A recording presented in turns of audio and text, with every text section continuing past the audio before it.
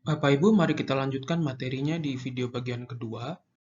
Apabila di video pertama Bapak Ibu telah belajar uji min 2 sampel yang dependen, kemudian uji min 2 sampel yang independen ketika jumlah anggota sampelnya lebih dari 30, dan standar deviasi kedua sampel kita ketahui. Sekarang kita coba belajar uji min 2 sampel independen ketika anggota sampelnya kurang dari 30 dan standar deviasi kedua sampel tersebut kita tidak tahu. Kemudian juga kita akan belajar di video bagian kedua ini uji varians dari dua sampel. Nanti di video bagian ketiga, Bapak Ibu akan belajar tentang analysis of variance atau ANOVA. Pertama, mari kita pelajari dulu uji varian dari dua sampel. Untuk uji hipotesis varians dengan sampel ganda, kita menggunakan varian sampel atau S kuadrat untuk mengambil kesimpulan mengenai varians populasi. Sama seperti uji varians untuk sampel tunggal. Bedanya di sini kita mengambil sampel acak dari dua populasi, kemudian kita hitung varians dari masing-masing sampel. Kemudian kita bandingkan dan kita menjadikan dia dasar untuk membandingkan varians dari populasinya. Prosedurnya bagaimana? Sama, pertama kita buat hipotesis 0 dan alternatifnya. H0-nya berarti varians dari grup 1 sama dengan varians dari grup 2. Sedangkan H1-nya atau alternatifnya berarti varians dari grup 1 tidak sama dengan varians dari grup 2. Atau varians 1 lebih besar daripada varians 2 untuk uji satu ujung dan varians 1 lebih kecil dari varians 2 untuk uji satu ujung. Kemudian kita pilih tingkat alfanya. Nah, kemudian penentuan distribusi pengujian yang digunakan. Ini cukup baru buat kalian, kita pakai distribusi F namanya untuk menguji varians dari sampel ganda. Jadi kalian sudah belajar distribusi normal, pakai distribusi T, distribusi chi-square, sekarang kita pakai distribusi F. Kemudian berikutnya kita mendefinisikan daerah-daerah penolakan atau daerah kritisnya. Untuk mendapatkan nilai dari nilai titik kritisnya, kita menggunakan distribusi F yang berdasarkan pada nilai alfa, derajat kebebasan grup 1, dan derajat kebebasan grup 2. Bagaimana menentukan alfa, df1, dan df2-nya? Pertama, alfanya kita pilih sendiri. Kemudian untuk df1-nya, itu kita sebut numerator atau pembilang. Dalam rasio uji, berarti S1 per S kuadrat, yaitu degree of freedom grup 1 atau V1, sama dengan jumlah anggota sampel 1 dikurangi 1. Sedangkan derajat kebebasan untuk yang penyebut atau yang nomor 2 ini df2 adalah df2 sama dengan v2 sama dengan anggota sampel grup 2 dikurangi 1. Yang mana yang satu, yang mana 2 ini cukup penting. Biasanya yang satu adalah yang S kuadratnya lebih besar kalau kalau misalnya S1 kuadrat lebih besar dari S2 kuadrat, maka ini dia jadi numerator. Sedangkan yang lebih kecil ini jadi denumerator. Seperti itu. Tadi daerah penolakannya sudah kita definisikan, kita buat aturan keputusannya. Kalau nilai RU-nya atau rasio ujinya berada di luar titik kritisnya, misalnya ini titik kritisnya, maka di sini adalah H1, sedangkan di sini H0. Kemudian kita hitung rasio ujinya dengan membandingkan varians grup 1 dan varians grup 2. Dan kita ambil kesimpulan secara statistik.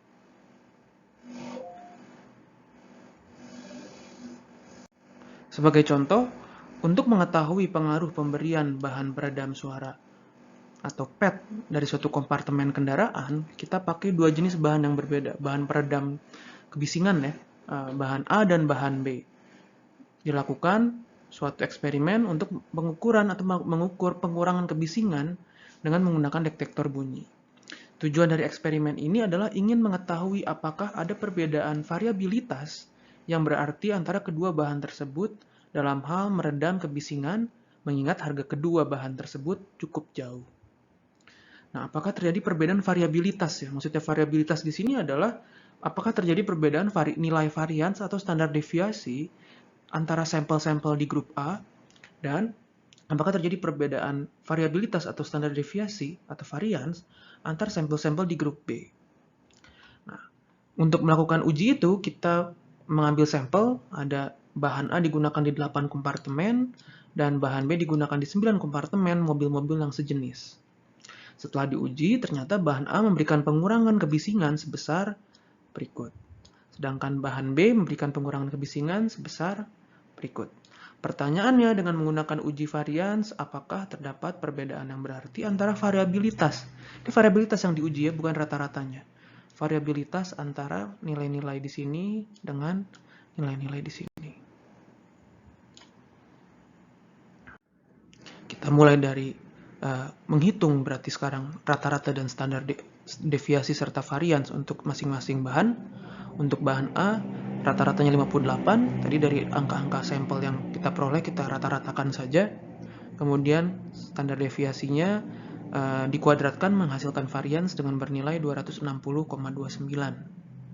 Berikutnya untuk sampel B, kita peroleh rata-ratanya 72,7 dan standar deviasi dikuadratkan varians sama dengan 98. Ini dihasilkan dari hitungan nilai-nilai yang tadi kita peroleh di sampelnya.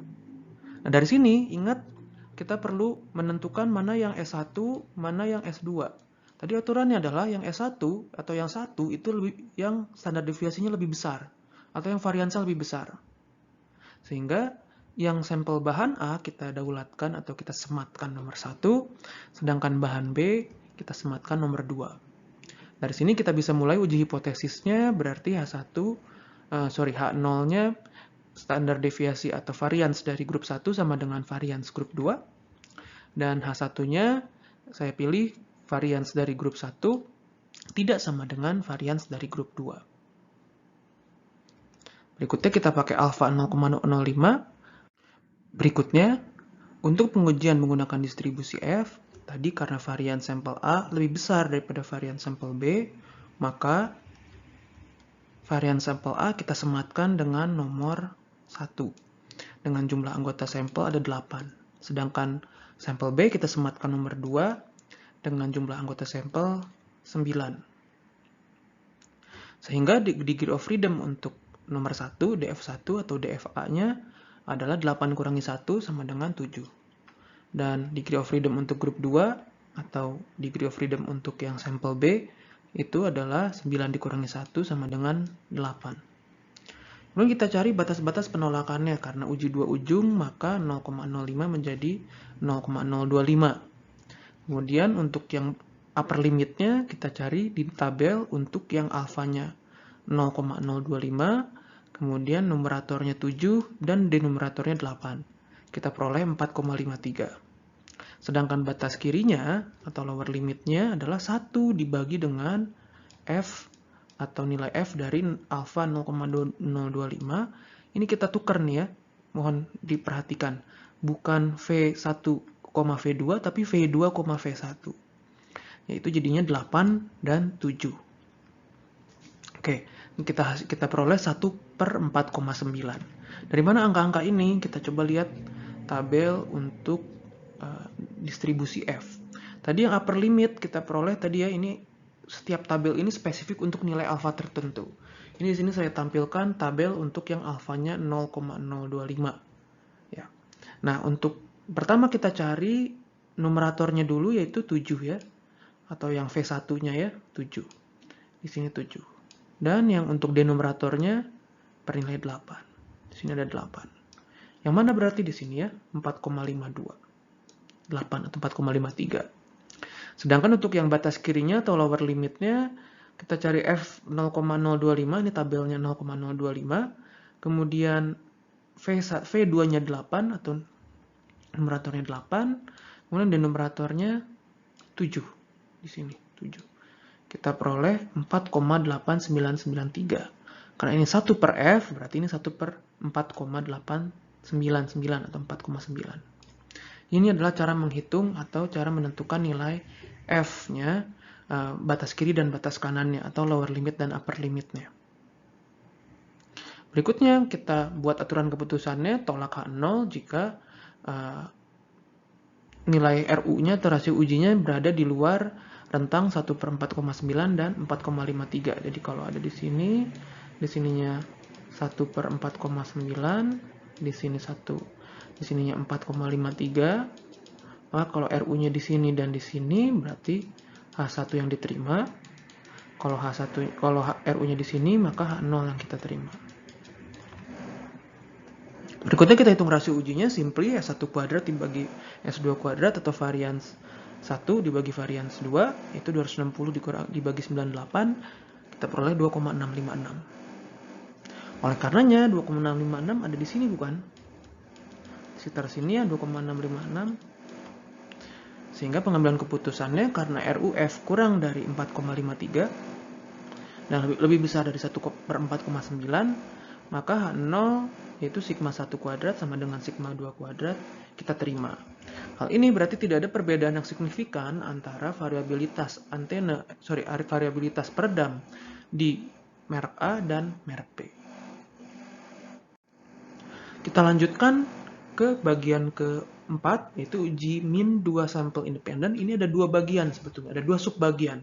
Satu apabila tadi ya N kurang dari 30, dan kita peroleh sigma atau varian 1 tidak sama dengan varian 2. Jadi untuk menguji min dari sampel independen yang N-nya kurang dari 30, kita harus tahu dulu apakah varian dari yang grup 1 sama atau enggak dengan varian grup 2.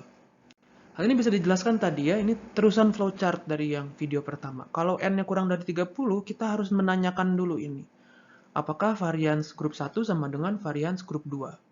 Gimana cara tahunya ini? Kita pakai uji distribusi atau uji varians yang telah kita pelajari di bagian sebelumnya tadi. Uji varians dari dua sampel.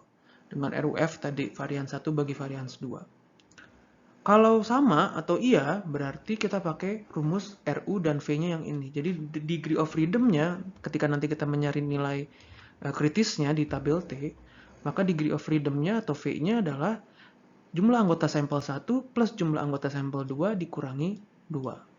Sedangkan RUT-nya dapat kalian hitung dari rumus ini, rumus berikut. Sedangkan untuk apabila ternyata tidak sama varian 1 dan varian 2-nya, maka tetap kita pakai distribusi T, tapi degree of freedom-nya kita pakai yang nilainya paling kecil. Jadi yang antara V1 atau DF1 dengan V1 atau DF2 kecilan yang mana? Yang paling kecil yang kita pakai. Kemudian RUT-nya kalian bisa hitung dengan rumus ini. Sekarang kita coba dulu pelajari yang tidak sama dengan, artinya kita pelajari dulu yang ini. Ketika varian 1 tidak sama dengan varian 2. Langkah ujinya tipikal μ1 sama dengan μ2, H0-nya, H1-nya μ1 tidak sama dengan μ2. Untuk dua ujung, kalau satu ujung μ1 kurang dari μ2, kalau satu ujung lainnya μ1 lebih dari μ2. Tergantung sampel yang kalian nanti dapatkan. Derajat kepercayaan bisa dipilih sendiri, distribusinya udah harus pakai T karena N kurang dari 30. Penentuan batas penolakannya pakai DF terkecil ya. Kemudian pembuatan aturan keputusannya berdasarkan tadi yang penentuan batas penolakan, dan perhitungan RU-nya digunakan rumus berikut. Dari situ kita mengambil kesimpulan. Kita lihat contohnya, ada agen persewaan genset mengatakan sebuah perusahaan yang berminat menyewa sejumlah genset, rata-rata biaya sewa di kota A dan di kota B sama saja. Untuk genset yang 10 kW, jadi ketika ada dia mengklaim bahwa harga sewa genset di kota A dan kota B itu sama. Untuk menguji klaim tersebut, dilakukan pengambilan sampel. Di sektor A atau di kota A, dia mengambil 10 data atau 10 sampel, diperoleh rata-rata genset 599.000 dengan standar deviasi 62.000.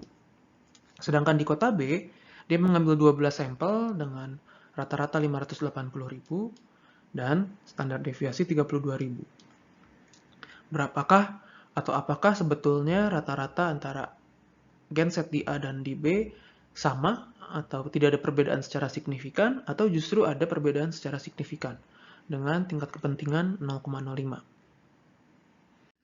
Pertama, kita uji variansnya dulu. Varian 1 sama dengan varian 2, varian 1 tidak sama dengan varian 2 untuk H1-nya.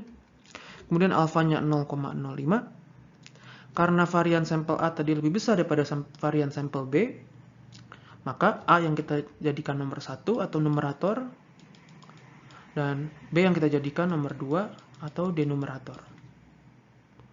Untuk N1 sama dengan NA sama dengan 10, N2 sama dengan NB, jumlah anggota sampelnya 12. Sehingga derajat kebebasan untuk pembilangnya adalah untuk yang V1 9 dan V2 untuk yang penyebut atau denumerator 11. Batas penolakannya dapat dilihat di tabel dengan alfa 0,05, sehingga karena dua ujung kita bagi 2, 0,025, dan dari sini kita bisa lihat untuk F 0,025 alfanya, V1-nya atau V numeratornya 9, dan V atau derajat kebebasan denumeratornya 11, kita peroleh 3,59. Ini adalah tabelnya untuk yang alfa 0,025, kemudian numeratornya itu yang 9, dan yang denumeratornya yang 11.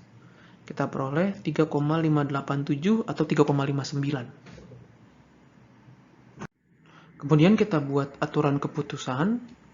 Kita gambarkan di sini.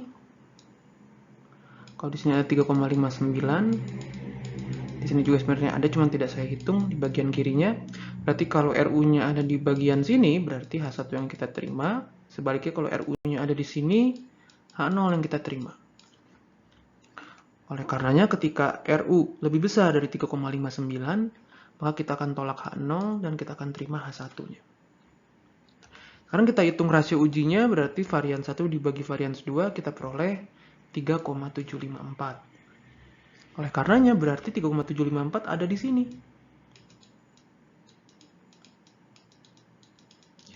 3,754 ada di sini, sehingga karena RU-nya lebih besar dari 3,59, maka H0 kita tolak.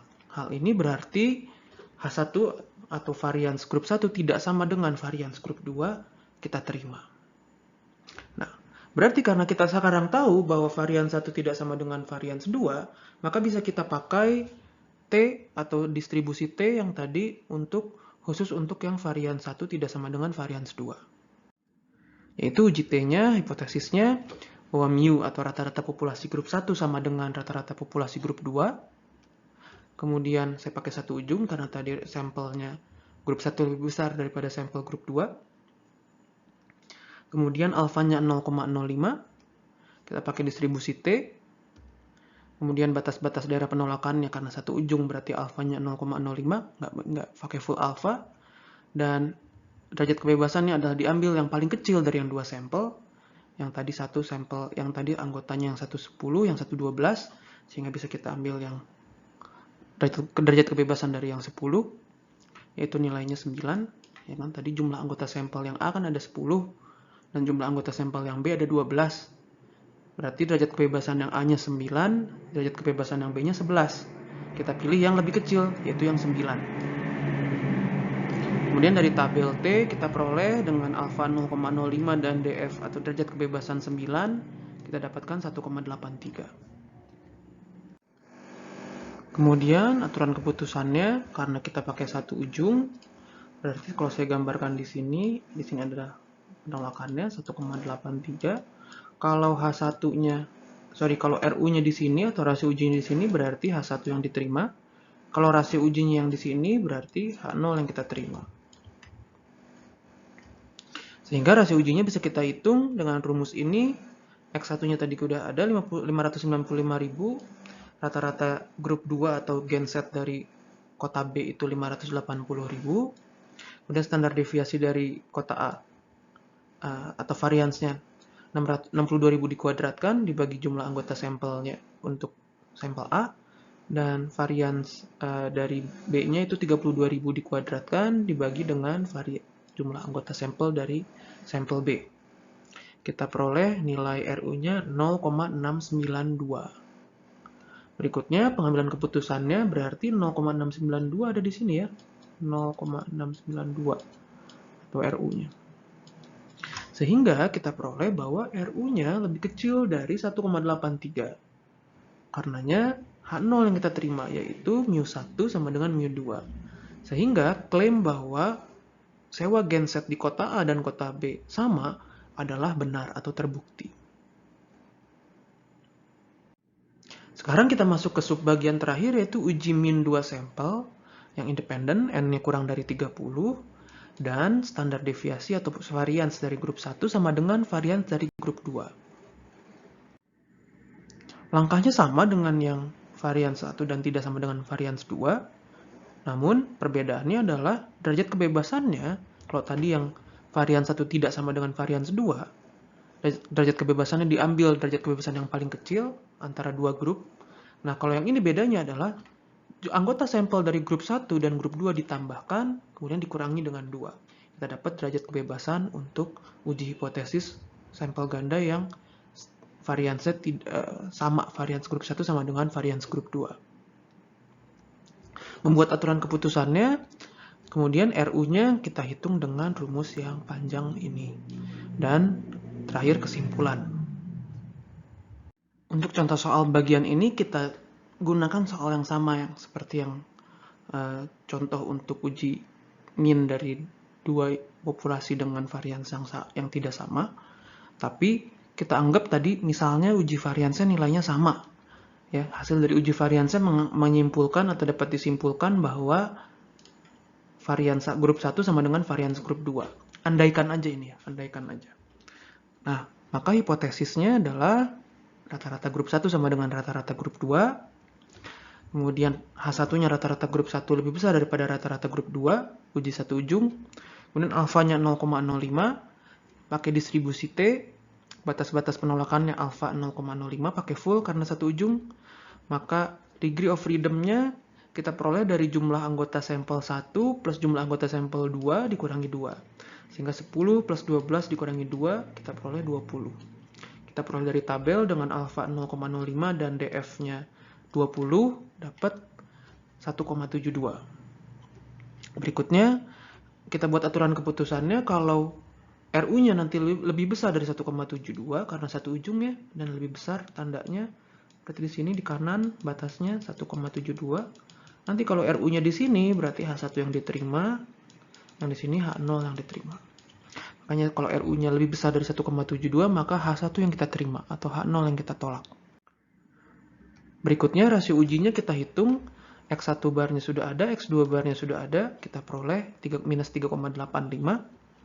Dan karena pengambilan keputusannya, karena RUT-nya kurang dari 1,72, maka kita terima H0 yang berarti rata-rata dari kedua sampel adalah sama atau H1 atau H0 sama dengan mu1 sama dengan mu2.